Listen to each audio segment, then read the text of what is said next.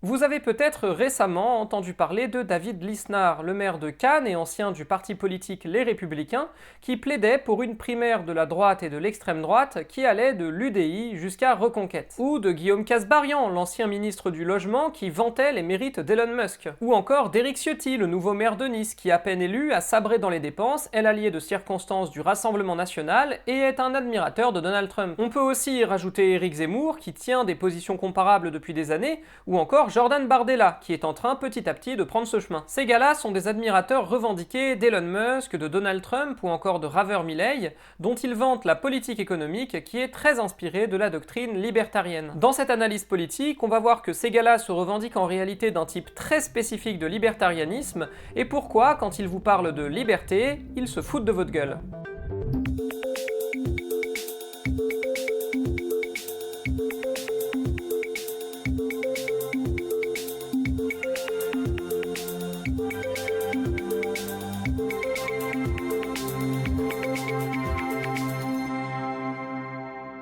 Avant de parler de nos petits énergumènes, ça paraît important de définir ce qu'est le libertarianisme. C'est une idéologie politique, classée plutôt à droite, qui est apparue aux États-Unis dans la seconde moitié du XXe siècle. Le mot français libertarianisme est pratique parce qu'il permet de le différencier du libertarisme, qui est en fait un synonyme de l'anarchisme, même si en anglais il n'y a pas de différence. C'est une idéologie qui prône l'individualisme et le respect de la propriété privée, au nom de la liberté pour l'individu de vivre comme il l'entend. En matière économique, ça se traduit en théorie par un marché capitaliste entièrement dérégulé, et par un État qui est limité aux fonctions régaliennes, c'est-à-dire police, justice, diplomatie, quand il n'est pas carrément supprimé. Par contre, sur le plan social, ça varie pas mal entre les différentes idéologies libertariennes.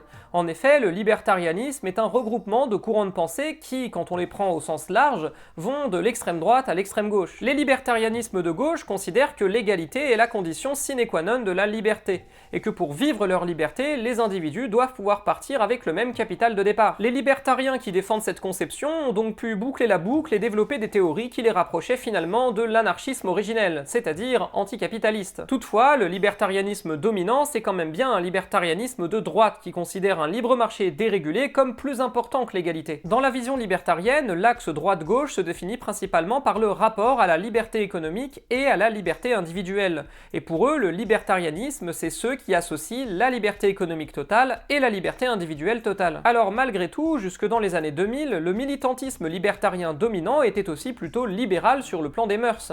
Par exemple, le militantisme libertarien était plutôt favorable aux droits LGBT+, ou encore à l'avortement. Mais vous le voyez venir, l'angle mort du libertarianisme, c'est que comme il accepte l'accumulation de capitaux au nom de la liberté, il accepte aussi l'exploitation des pauvres par les riches au nom de la liberté.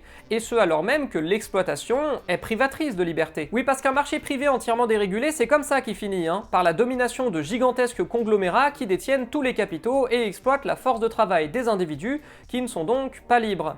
Pour garantir la liberté, il faut au contraire réguler tout ce qui peut être privateur de liberté. Et pouf, ça fait le socialisme. Mais vous avez remarqué que j'ai dit plus tôt que le libertarianisme était plutôt favorable aux droits LGBT+, ou encore à l'avortement.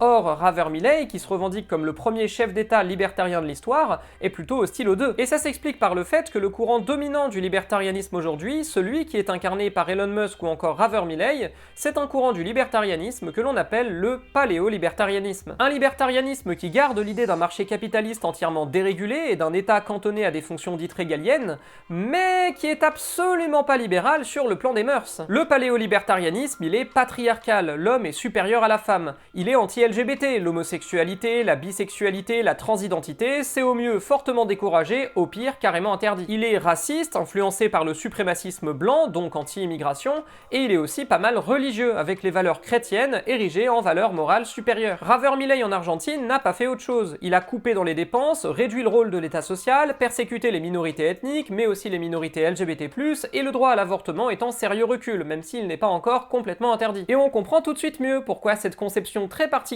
de la liberté a séduit en France des gens comme David Lisnard, Éric Ciotti, Éric Zemmour ou Guillaume Kasbarian. Eux sont partisans à la fois d'une dérégulation totale ou quasi totale de l'économie, pour la destruction de l'État social qui garantit une redistribution partielle des richesses entre les individus, mais aussi pour un resserrement traditionnaliste plus ou moins affirmé. Allez, à la limite, Guillaume Kasbarian est probablement pas homophobe, vu qu'il est lui-même homosexuel et le revendique, mais dans la mesure où c'est un fan de Milei et de Musk, je doute qu'il soit particulièrement progressiste, à part quand ça le concerne lui, quoi. Et c'est pour ça que quand ces types-là vous disent qu'ils sont pour la liberté, qu'ils défendent la liberté totale, ils se foutent de votre gueule. La liberté qu'ils défendent, c'est leur liberté, pas la vôtre. Parce que bon, si vous écoutez Macron par exemple, la droite c'est le camp de la liberté et la gauche c'est le camp de l'égalité. Et c'est complètement stupide comme raisonnement. Parce qu'en réalité, la condition première de la liberté pour les individus, c'est l'égalité. C'est l'égalité, ou plutôt l'équité entre les individus qui garantit leur capacité à faire leur choix en toute liberté. Vous avez peut-être déjà entendu l'adage, la liberté des uns s'arrête là où commence celle des autres.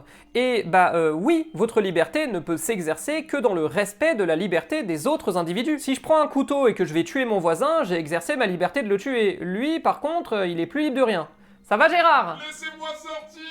Il est libre. Typiquement, des types comme Ciotti ou l'intégralité de CNews qui vous disent qu'ils sont pour la liberté d'expression. C'est faux, ils sont pour leur liberté d'expression, quitte à ce qu'elle empiète sur la vôtre. Et si l'exploitation des individus est autorisée, elle se fait forcément au détriment de leur liberté. Si vous voulez la liberté la plus totale pour les individus, il faut d'abord interdire l'exploitation.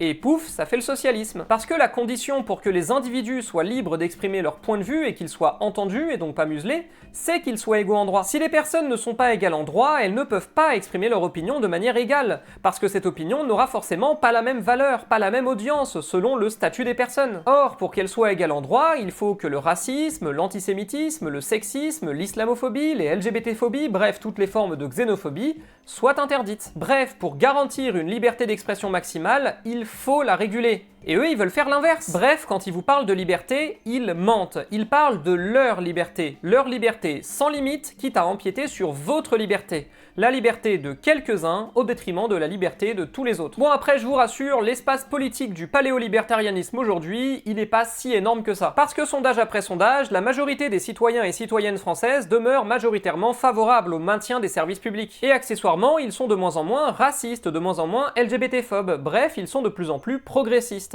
Ce qui donne l'impression de l'inverse, c'est que la minorité qui est restée conservatrice s'est radicalisée. Mais vous l'aurez remarqué, l'extrême droite dominante en France est assez discrète sur la remise en question de l'état social, le libre marché ou encore l'homosexualité.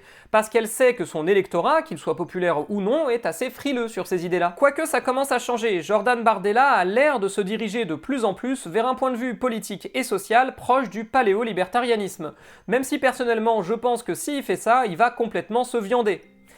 Et du coup, j'espère qu'il va le faire. Quant aux autres, les Lisnard, les Ciotti, les Kasbarian, je peux pas m'empêcher de les voir comme les petits politiciens souverainistes des années 2010. Vous savez, les Florian Philippot, les François Asselineau, les Georges Kuzmanovic, ceux qui ont eu leur apogée politique après le Brexit en promettant de faire la même chose en France, mais pour qui ça ne s'est jamais traduit électoralement. Au mieux, ils finiront peut-être petites mains dans des gouvernements de droite ou d'extrême droite, comme les petits énervés de gouvernements néolibéraux. Mais les grandes difficultés économiques de Trump aux États-Unis ou de Milei en Argentine, et l'échec de la politique néolibérale de Macron en France, qui n'est pas si éloigné du paléolibertarianisme qu'on ne le pense, risque fort de dissuader pas mal de gens de voter pour ces gens-là.